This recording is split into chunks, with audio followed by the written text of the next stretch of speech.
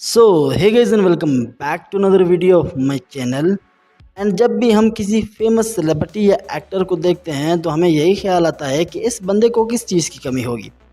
इसके पास तो सब कुछ है और नो डाउट कि अब उनके पास सब कुछ है। दौलत, शोहरत, इज़्ज़त, सब कुछ। बट ज़िंदगी के किसी मोड़ में उनसे ज़्यादा डिप्रेस्ड एंड अनलकी बंदा कोई भी नहीं था। हाँ, बहुत सारे ऐसे एक्टर्स हैं जिनका पास्ट बहुत ही ट्रेजिक और डार्क गुजरा है। एंड आज की इस वीडियो में मैं आपको 5 ऐसी सेलिब्रिटीज़ या एक्टर्स के बारे में बताने वाला हूँ जो आज दुनिया के फेमस एंड रिच पर्सनैलिटीज़ हैं, मगर ज़िंदगी के किसी मोड़ में उनके हालात हम गरीबों से भी ज़्यादा बदतर थे। So without wasting any more time, चलिए स्टार्ट करते हैं आज की वीडियो का countdown. So starting our list with Keanu रेव्स।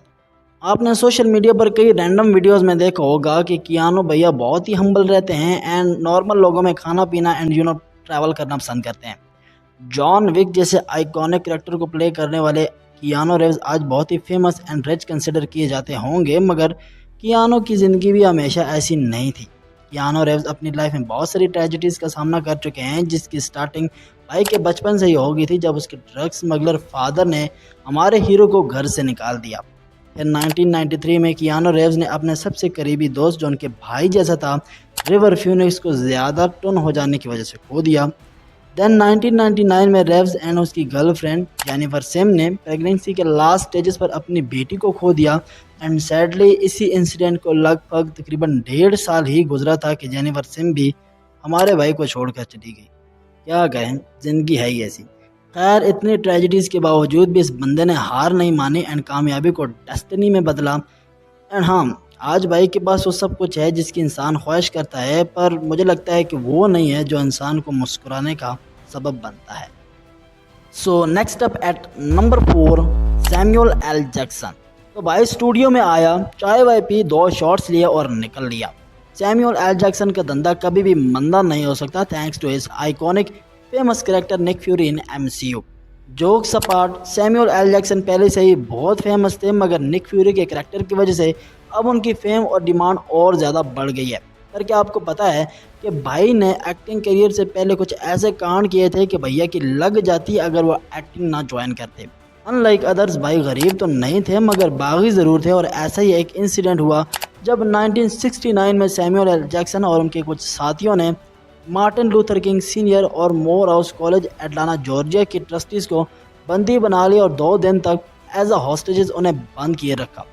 उस वक़्त रेसिज्म पीक पर था और इसीलिए सैमुअल ने डिमांड की कि कॉलेज में बदलाव किए जाएं और ब्लैक लोगों को भी तरजीह दी जाए। एंड यप, इम्पैक्ट पड़ा और मोर हाउस कॉलेज के सीनियर्स को सैमुअल की शर्तों को मानना ही पड़ा।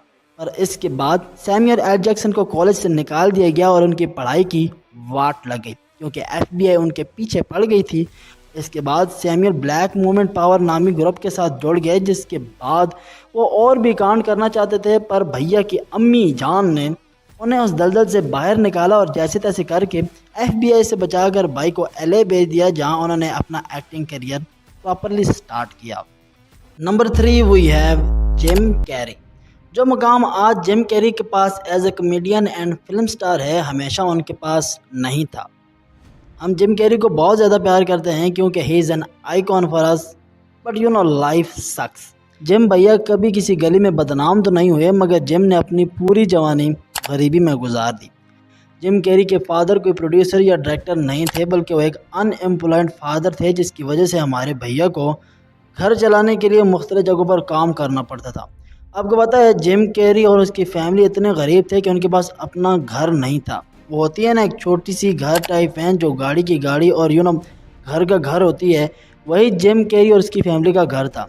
और पता है, 15 साल की एज में Jim Carrey the famous comedian चौकीदारी और सफाई की जॉब करता था। खैर, वो कहते हैं ना कि बुरा वक्त है तो क्या हुआ, वक्त ही तो है, गुजर जाएगा, और डेफिनेटली गुजर गया वो भी वक्त। And now we praise Jim Carrey as one of the most famous and richest actors of his era.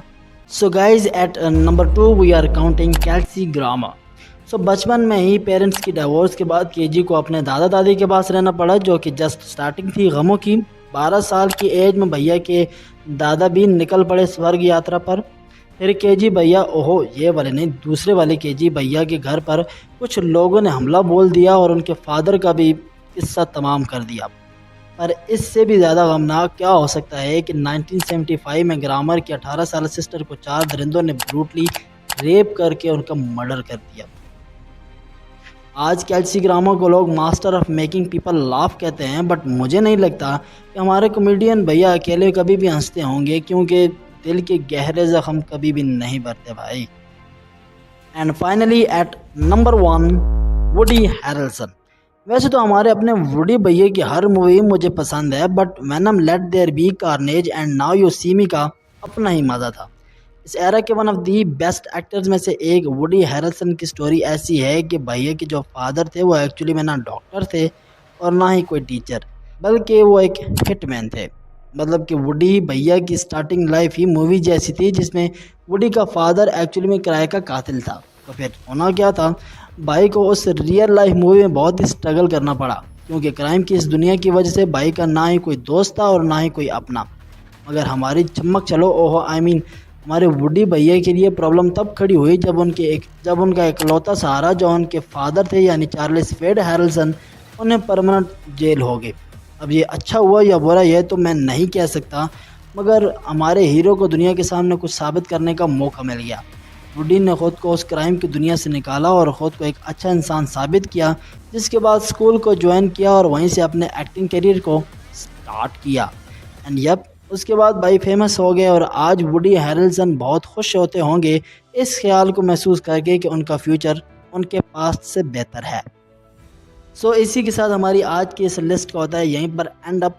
I hope कि हमारी आज की वीडियो आपको काफ़ी अच्छी लगी होगी, और अगर आपको ये वीडियो अच्छी लगी है यार तो इस वीडियो को ज़रूर लाइक करना, क्योंकि इससे जस्ट आपका एक क्लिक लगेगा पर मेरी बहुत ज़्यादा हेल्प हो जाएगी।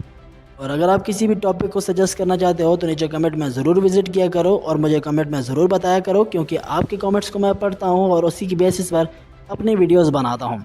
और चैनल के साथ जुड़े रहने के लिए चैनल को सब्सक्राइब करके साथ मौजूद घंटी को टर्न करके ऑल पर क्लिक कर दो, ताकि हमारी नई आने वाली लेटेस्ट वीडियो सबसे पहले आपको मिले। सो मिलूँगा आपसे एक नेक्स्ट वीडियो में, तब तक के लिए अपना बहुत सा ख्याल रखना। फी अमान अल्लाह।